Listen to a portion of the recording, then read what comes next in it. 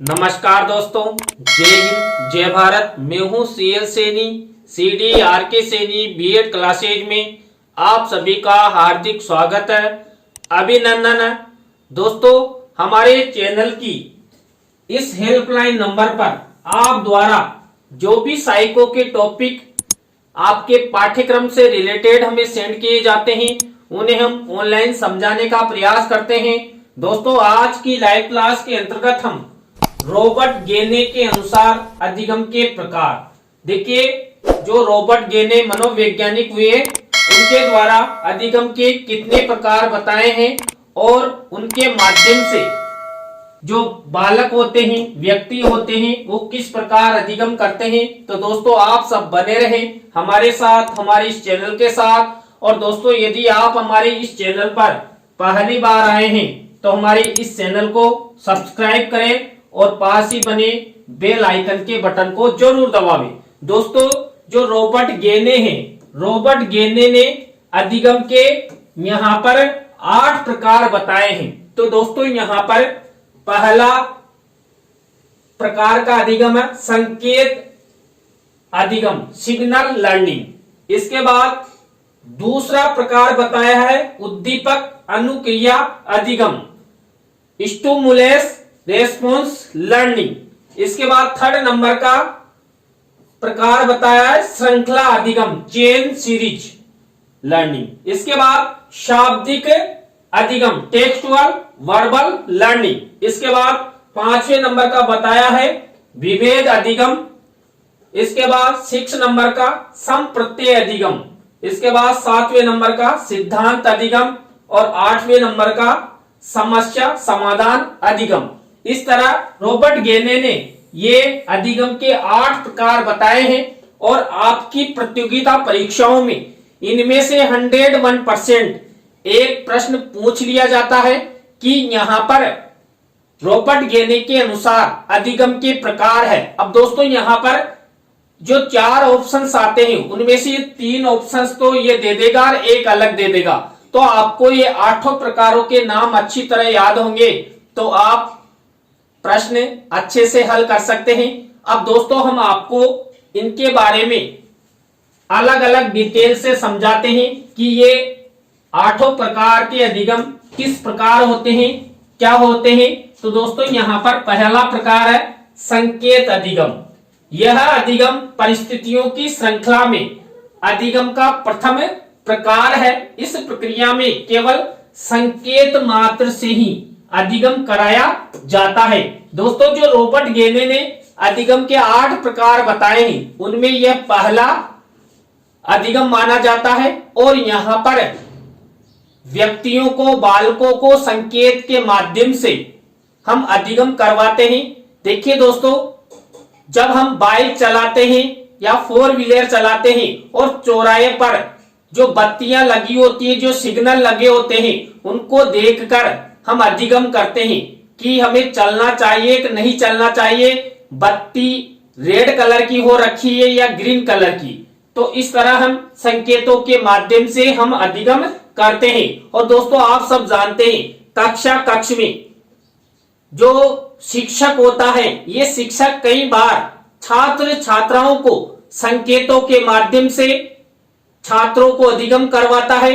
जैसे काउंटिंग है या अपनी आंखों के इशारे हैं, हाथों के इशारे हैं, तो इनके संकेतों के माध्यम से शिक्षक छात्र छात्राओं को अधिगम करवाता है। और दोस्तों, जो मूक बधिर बालक बालिकाएं होते हैं, उनको भी संकेतों के माध्यम से ही अधिगम करवाया जाता है और वो संकेतों के माध्यम से अधिगम करते हुए अर्थात सीखते हुए अपने लक्ष्यों को पूरा करने का प्रयास करते हैं। संकेत अधिगम पावलोव द्वारा प्रस्तुत शास्त्रीय अनुबंधन पर आधारित होता है, जिसमें प्राणी एक संकेत के प्रति प्रतिक्रियाएं करना सीख जाता है।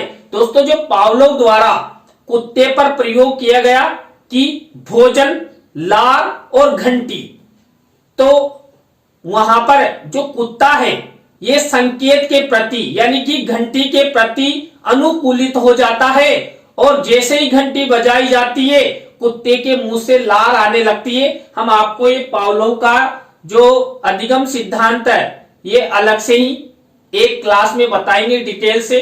तो यहाँ पर संकेतों के माध्यम से संकेत अधिगम में छात्र छात्राओं को अधिगम करवाया जाता है। इसके बाद दोस्तों दूसरा रॉबर्ट गेने के अनुसार अधिगम का प्रकार है उद्दीपक अनुक्रिया अधिगम। देखिए उद्दीपक अनुक्रिया अधिगम यानी कि सीखना, उद्दीपकों और अनुक्रियाओं के माध्यम से सीखना। गेने ने थॉर्नडाइक के प्रयास एवं भूल अधिगम तथा स्किनर के कार्य अनुबंधन अधिगम को इस वर्ग के अंतर्गत रखा। दोस्तों मैंने आपको पहले भी बताया है कि थॉर्नडाइक द्वारा जो भूखी बिल्ली पर एक प्रयोग किया था, तो वहां पर प्रयास और त्रुटि के द्वारा जो बिल्ली है वो अधिगम करना सीख जाती है, अर्थात भोजन करना सीख जाती है। इसी तरह स्किनर ने कबूतरों पर प्रयोग किए थे और देखिए जो कबूतर थे वो प्रतिदिन अभ्यास के द्वारा क्या करने लगे, पिंजरे के बटन पर पैर रखते और आसानी से अपना दाना चुग लेते थे। तो इस तरह जो रॉबर्ट गेने हैं इन्होंने उद्दीपक अनुक्रिया अधिगम के अंतर्गत जो थॉर्नडाइक और स्किनर की जो अधिगम के सिद्धांत उनको रखा है। इस प्रकार के अधिगम में प्राणी को एक विशिष्ट अधिगम वातावरण में रखा जाता है। प्राणी के लिए वह वातावरण उद्दीपक का कार्य करता है, फलतः वह प्रतिक्रियाएं करता है। दोस्तों हम किसी भी वस्तु को देखकर प्रतिक्रिया करते हैं और उस प्रतिक्रिया के द्वारा हमें अधिगम करते हैं। मान लीजिए हमें ये डिजिटल बोर्ड दिखाई दे रहा है, अब इस डिजिटल बोर्ड के प्रति हम कुछ भी क्रियाएं अनुक्रियाएं करेंगे तो हमें अधिगम होगा। तो दोस्तों यहाँ पर ये डिजिटल बोर्ड हमारे लिए उद्दीपक है और हम इसके प्रति जो क्रियाएं कर रहे हैं वो यहाँ पर अनुक्रियाएं हैं। दोस्तों बाजार में हमें कोई लड़की दिखाई देती है और उस लड़की के प्रति हम कोई अनुक्रियाएं करते हैं तो लड़की तो हमारे लिए क्या हो गई, उद्दीपक हो गई और हमारे द्वारा उसके बारे में जो कुछ कहा जा रहा है, सोचा जा रहा है या किया जा रहा है वो हमारी अनुक्रिया हो गई। तो हम किसी भी सामने वस्तु को देखकर क्रिया प्रतिक्रिया करते हैं तो उसके माध्यम से हम अधिगम करते हैं। दोस्तों हमारा पेन होता है और इस पेन के द्वारा हम अनुक्रिया करते हैं और लिखते हैं। इसी तरह दोस्तों हमें भूख लगती है तो हमें भूख को शांत करने के लिए भोजन की प्राप्ति हेतु जहां पर भोजन बैठकर खाया जाता है वहां पर जाते हैं, अर्थात भोजन की प्राप्ति हेतु हमें अनुक्रिया करते हैं। इसी प्रकार हमें प्यास लगती है तो प्यास बुझाने के लिए हम क्या करते हैं, पानी के पास जाते हैं। पानी हमारे पास कभी नहीं आता है, हमें पानी के पास जाना होता है। तो जो पानी है ये उद्दीपक है और हमने क्या किया, उसकी प्राप्ति हेतु अनुक्रिया की। देखिए पानी के पास जाने के लिए हमें पैरों से चलना होगा तो यहाँ पर ये अनुक्रिया हुई। तो रॉबर्ट गेने ने यही कहा कि जो बालक होते हैं ये उद्दीपक अनुक्रिया के माध्यम से अधिगम करते हैं। तो उनके द्वारा ये अधिगम का दूसरा प्रकार बताया है। सही प्रतिक्रियाओं की पुष्टि करके ही स्तरीकरण किया जा सकता है, इससे प्राणी के अधिगम को स्थायित्व मिलता है। दोस्तों हम किसी उद्दीपक को देखकर प्रतिदिन अभ्यास कार्य करते हैं तो जो हमारे द्वारा प्रतिक्रियाएं की जा रही है वो धीरे धीरे स्थायित्व हो जाएगी और एक दिन ऐसा आ जाएगा कि हम अच्छी प्रकार से अधिगम कर लेते हैं और उसके बारे में संपूर्ण व्याख्या, संपूर्ण जो भी क्रियाविधि है वो सीख जाते हैं। दोस्तों कोई सा भी यंत्र होता है, मशीनरी होती है, उसको एक दिन में हम चलाना नहीं सीखते, लेकिन उस मशीनरी, उस यंत्र के बारे में प्रतिदिन अभ्यास करने से हम अच्छी तरह उस यंत्र या मशीनरी को चलाना सीख जाते हैं। दूसरे शब्दों में कहा जा सकता है कि किसी उद्दीपक की उपस्थिति से जब किसी अनुक्रिया का होना संभव हो जाए तो वहां हम उद्दीपक अनुक्रिया अधिगम की परिस्थिति कहेंगे। दोस्तों कई बार क्या होता है, अचानक हमारे सामने उद्दीपक जन्म ले लेते हैं, तो यहां पर तुरंत हम प्रतिक्रिया करते हैं। मान लीजिए दोस्तों हम कहीं जा रहे हैं और आपने बबूल देखा है या किसी भी पेड़ की टहनी अचानक हमारी आंखों के सामने आ जाती है, तो हम अपनी आंख को तुरंत बंद कर लेते हैं। तो दोस्तों जो किसी पेड़ या बबूल की टहनी है वो उद्दीपक है और उसके प्रति हमारी आंख ने क्या की, प्रतिक्रिया की। दोस्तों इसी तरह मान लीजिए हम सूर्य को देख रहे हैं, तो सूर्य की किरणें हमारी आंखों पर पड़ रही है, तो जो हमारी पलकें हैं वो तुरंत बंद हो जाती है। तो यहाँ पर प्रकाश को देखने से हमारी पलकें बंद हुई, तो यहाँ पर प्रकाश हमारे लिए उद्दीपक है और यहाँ पर प्रतिक्रिया किनके द्वारा की गई, आंखों के द्वारा की गई। तो कई बार स्वतः ही यहाँ पर उद्दीपक अनुक्रिया शुरू हो जाती है। इस अधिगम के द्वारा छोटे बच्चों को शब्द उच्चारण सिखाया जा सकता है। इसके अतिरिक्त कई अन्य क्रियाओं जैसे उसके आचरण, भय आदि को सकारात्मक पुनर्बलन देकर हटाया जा सकता है। मान लीजिए कई बालक बालिकाओं में डर रहता है, तो उनके डर को निकालने के लिए हमें क्या करना होगा दोस्तों, उन्हें सकारात्मक पुनर्बलन देना होगा।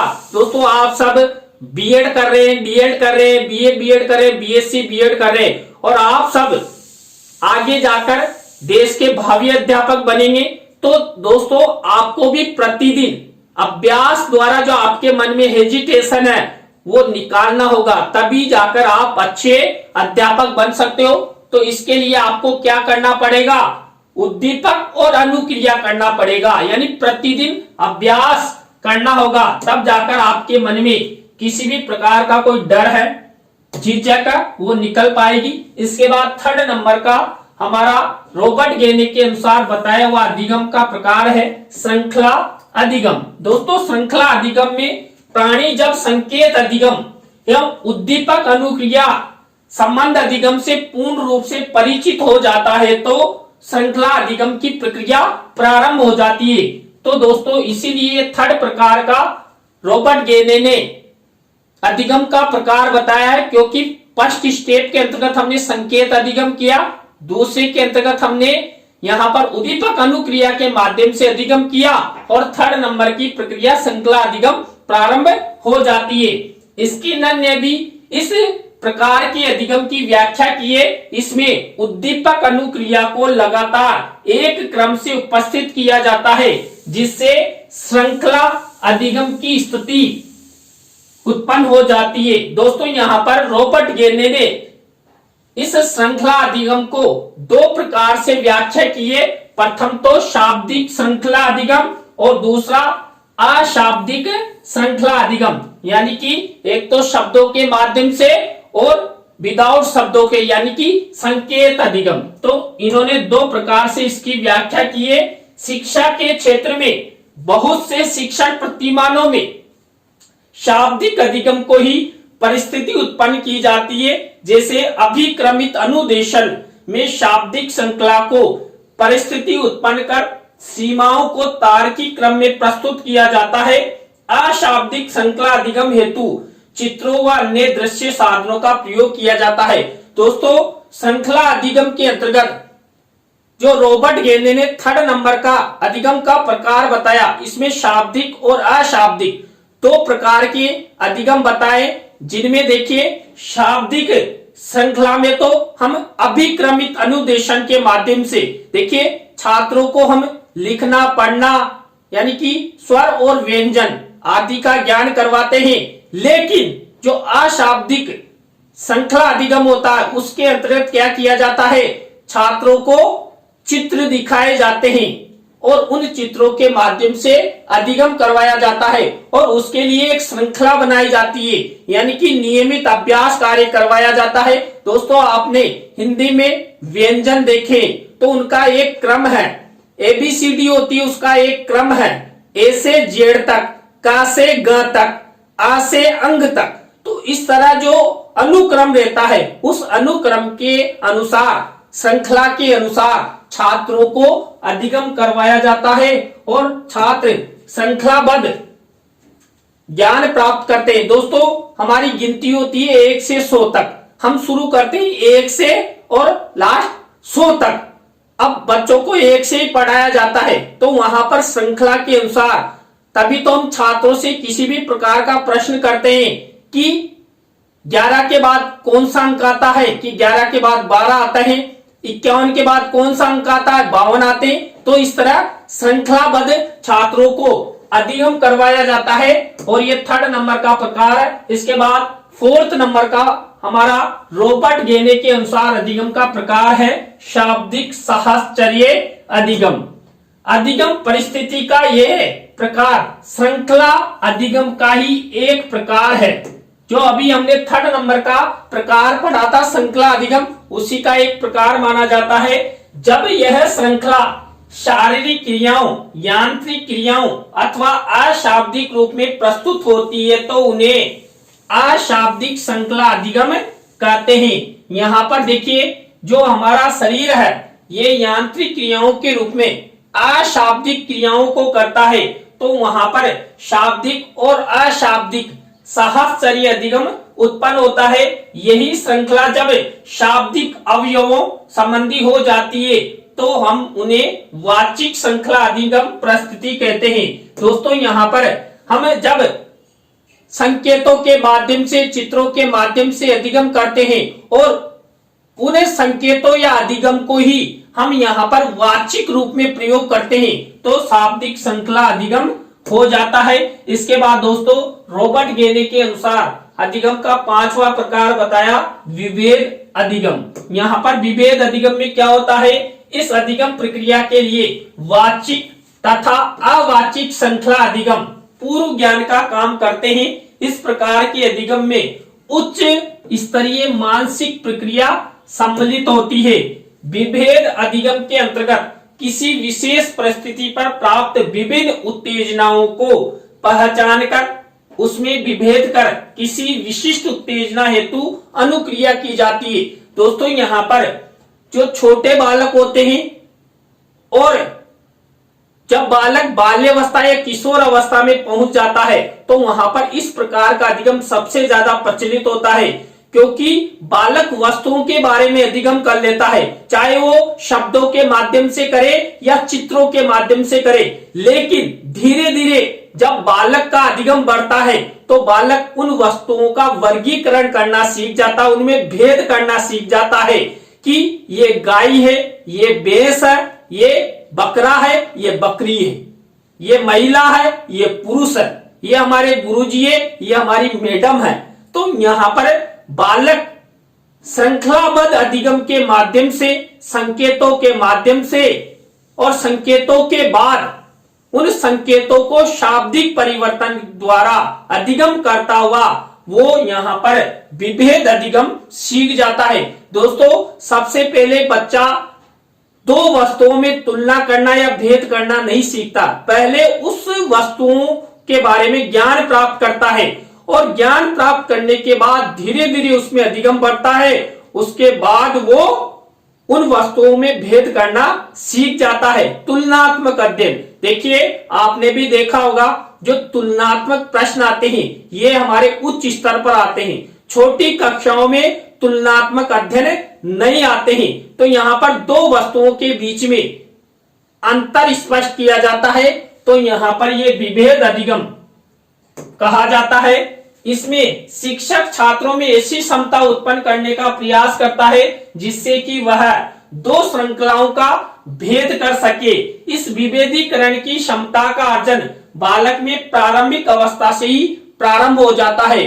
तो यहाँ पर देखिए जो छोटे बच्चे होते हैं उनको एक से अधिक कलर्स के खिलौने दिए जाते हैं। अब वहां पर कलर्स के आधार पर बालकों को अलग अलग करने के लिए कहा जाता है, जिससे बालकों में कलर्स के बारे में भी ज्ञान हो जाता है और वस्तुओं का वर्गीकरण भी वो अच्छी तरह कर लेते हैं। इसका महत्व बालक के दैनिक जीवन में अधिक है। बालक अपने दैनिक जीवन में विभिन्न अंगों में भेद करता है तथा रंगों में, आकार में, बनावट में, दूरी में आदि में। इस विभेद करने में बालक को मानसिक प्रक्रिया के एक प्रारूप से गुजरना होता है। ये सरल प्रक्रिया नहीं है दोस्तों। दो वस्तुओं में अंतर करना, भेद करना हमारी मानसिक क्रियाओं को हमें करना होता है। मानसिक रूप से हम यदि अच्छी तरह तैयार हैं तो ये विभेद अधिगम कर सकते। यदि हम मानसिक रूप से तैयार नहीं है तो हम दो वस्तुओं में तुलना नहीं कर सकते। अब यहाँ पर बालक कई प्रकार के वर्गीकरण करता है, लेकिन यहाँ पर बालक को अपनी मानसिक प्रक्रियाओं को तैयार करना होगा, तभी जाकर वो दो वस्तुओं में डिफरेंस कर सकता है, नहीं तो वो नहीं कर सकता। और जिसकी मानसिक स्थितियां अच्छी है, वो मानसिक रूप से अच्छी तरह तैयार है, तो वो दो वस्तुओं में अच्छी तरह तुलना कर सकता है, उनमें भेद कर सकता है। इसके बाद दोस्तों नेक्स्ट है रॉबर्ट गेने के अनुसार अधिगम का प्रकार है संप्रत्यय अधिगम। दोस्तों संप्रत्यय अधिगम क्या होता है? इस अधिगम परिस्थिति के लिए भेदीय अधिगम का ज्ञान पूर्ण आवश्यक है। यानी कि इससे पहले जो विभेद अधिगम हमने पढ़ा, उसका ज्ञान इस अवस्था, इस अधिगम के लिए आवश्यक है। केंडलर 1964 ने सर्वप्रथम संप्रत्यय अधिगम का उल्लेख किया है। दोस्तों ये प्रश्न भी कई बार आपकी प्रतियोगिता परीक्षाओं में आया हुआ है कि जो संप्रत्यय अधिगम है उसका उल्लेख किसके द्वारा किया गया है? तो केंडलर के द्वारा किया गया है। रॉबर्ट गेने ने इसे आगे बढ़ाया। जब छात्र किसी वस्तु, घटना या व्यक्ति के वर्ग या समूह को एक नामकरण के रूप में अधिगम करता है तो वह प्रत्यय अधिगम होता है। दोस्तों इस संसार में बालक बालिकाओं के सामने अनेक प्रत्यय होते हैं, अनेक वस्तुएं होती है, लेकिन उनको नामों से जाना जाए कि ये लड़का है, ये लड़की है, ये पुस्तक है, ये पेन है, ये पेंसिल है, तो यहाँ पर इनके नामों के माध्यम से जो अधिगम होता है उसे संप्रत्यय अधिगम कहते हैं। गेने ने संप्रत्यय अधिगम को इस प्रकार से परिभाषित किया है कि जो अधिगम व्यक्ति में किसी वस्तु या घटना को एक वर्ग के रूप में अनुक्रिया करना संभव बनाते हैं, उन्हें हम संप्रत्यय अधिगम कहते हैं। दोस्तों यहाँ पर रॉबर्ट गेने ने वस्तुओं के बारे में हम जो वर्ग बनाते हैं, यानी वस्तुओं के बारे में, उनके नामों के बारे में ज्ञान प्राप्त करते हैं। ज्ञान प्राप्त करते हुए हम उनके बारे में जानते हैं, वही हमारा ये अधिगम होता है। इसके बाद सिद्धांत अधिगम। दोस्तों ये रॉबर्ट गेने के अनुसार जो प्रतिपादित अधिगम के प्रकार, उसमें 7वां प्रकार है, जिसकी पूर्व आवश्यकता संप्रत्यय अधिगम है। बिना संप्रत्यय अधिगम के सिद्धांत के अधिगम करना असंभव प्रतीत होता है। दोस्तों इससे पहले हमने जो प्रत्यय अधिगम पढ़ा उसके बारे में इस परिस्थिति के लिए अति आवश्यक है। उस संप्रत्यय अधिगम के बारे में हमें मालूम होगा, तभी हम ये सिद्धांत अधिगम सीख सकते हैं। दूसरे शब्दों में भी कहा जा सकता है कि संप्रत्यय अधिगम सिद्धांत अधिगम हेतु पूर्व ज्ञान का भी कार्य करता है।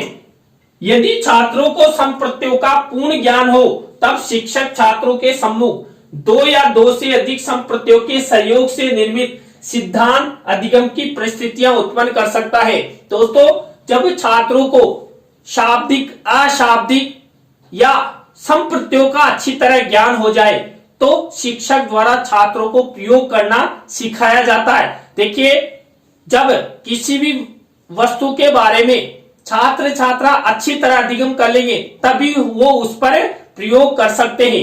दोस्तों यहाँ पर जो अधिगम के कई प्रकार के सिद्धांत दिए गए तो उनको छात्रों को बाद में सिखाया जाता। पहले उनके बारे में जो सामान्य क्रियाकलाप होते हैं, सामान्य बातें होती है, वो सिखाई जाती है।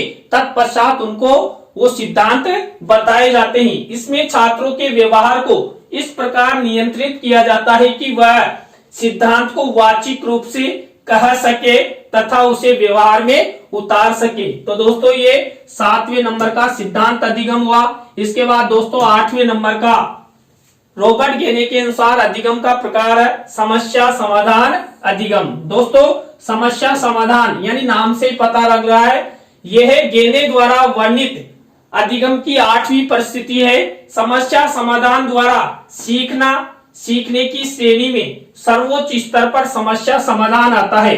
दोस्तों, हमारे जीवन में कई ऐसी परिस्थितियां आती है जहां पर हमें समस्याएं आ जाती है और उन समस्याओं को पार करना ही क्या है, अधिगम है।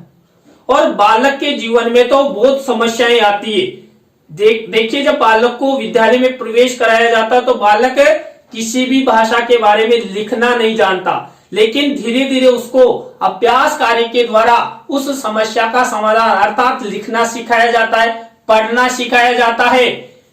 समस्या समाधान किसी समस्या को हल करने, नई प्रक्रिया को सुलझाने वो ज्ञान परिस्थितियों के आधार पर परिणामों का पूर्व अनुमान लगाकर कार्य करने से संबंधित होता है। दोस्तों, यहाँ पर समस्या समाधान में हमारे पूर्व अनुभव प्रयोग में लाए जाते, तभी जाकर हम उस समस्या का समाधान कर सकते हैं। देखिए, मान लीजिए बालक को पुस्तक पढ़ना है और पुस्तक पढ़ने में उसे परेशानी आ रही है, तो सबसे पहले उसको क्या करना होगा, यानी उसके पूर्व अनुभव यानी कि स्वर, व्यंजन और मात्राओं का ज्ञान उसको होगा, तभी वो अच्छी तरह पुस्तक पढ़ना सीख सकता है।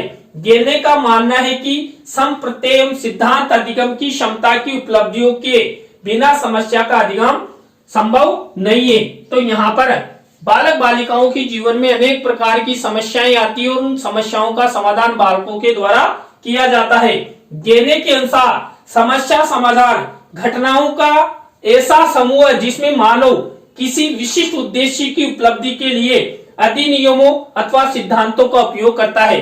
दोस्तों, यहाँ पर हमें अपने उद्देश्यों की पूर्ति के लिए ही अधिगम करते हैं। अब दोस्तों, जब हम अधिगम करेंगे तो समस्याएं आएगी और समस्याएं आएगी तो उनको दूर करने का भी प्रयास हमारे द्वारा किया जाएगा। और यदि हम पूर्णतः समस्या समाधान करना सीख जाते हैं तो हम अपना जीवन सफलता की ओर ले जा सकते हैं। तो दोस्तों, आज की लाइव क्लास के अंतर्गत हमने रॉबर्ट गेने के अनुसार जो अधिगम के 8 प्रकार बताए हैं उनके बारे में आपसे चर्चा की। दोस्तों, आज की लाइव क्लास आपको कैसी लगी कमेंट्स में हमें जरूर बताएं। अच्छी लगी हो तो लाइक करें, कमेंट्स करें और शेयर जरूर करें दोस्तों। और आप सब इसी तरह हमारे चैनल का सपोर्ट बनाए रखें। दोस्तों, आप सब हमारी लाइव क्लास से जुड़े, आपको बहुत बहुत धन्यवाद। सभी को गुड इवनिंग। तो दोस्तों, आज की क्लास में बस इतना ही। न्यू लाइव क्लास के साथ हम आपसे फिर मिलेंगे CDRK सैनी B.Ed क्लासेज पर। जय हिंद, जय भारत, राम राम साहब।